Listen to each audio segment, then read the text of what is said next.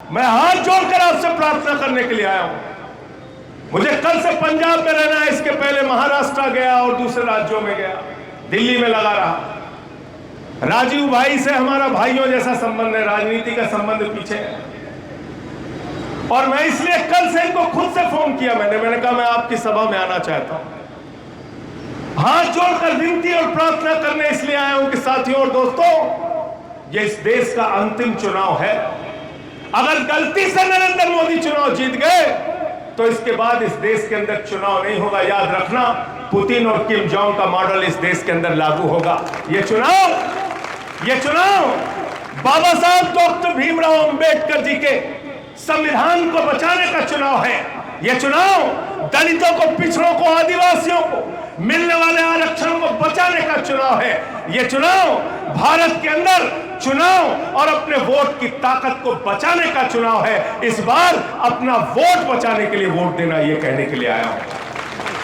आपने देखा सूरत के अंदर बगैर चुनाव के बीजेपी का कैंडिडेट जीत गया। इंदौर के अंदर कांग्रेस के कैंडिडेट का अपहरण कर लिया गया। अरुणाचल प्रदेश में 10 विधायक भारतीय जनता पार्टी के बिना चुनाव के जीत गए। चंडीगढ़ में जीता था मेयर इंडिया गठबंधन का, जिता दिया बीजेपी वालों का। मैं तो कहता हूं, मैंने सोना चोर सुना था, कार चोर सुना था, बाइक चोर सुना था। नरेंद्र मोदी और उनका गैंग पार्टी चोर है, पार्टी चोर। पार्टी चुरा लेते। उद्धव ठाकरे की तीर कमान चुरा ली, शरद पवार की घड़ी चुरा ली। आए थे दिल्ली में हमारी झाड़ू चुराने, हमारे लोगों ने मार झाड़ू उनको वापस कर दिया।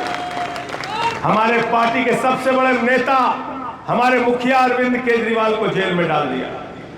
23 दिन तक उनको इंसुलिन नहीं दी।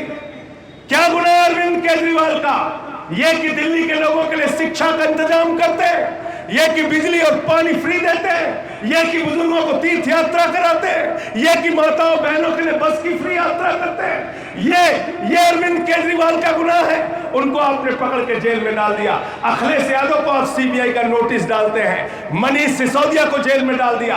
सत्येंद्र जैन को जेल में डाल दिया। संजय सिंह को पकड़ के 6 महीने जेल में डाल दिया।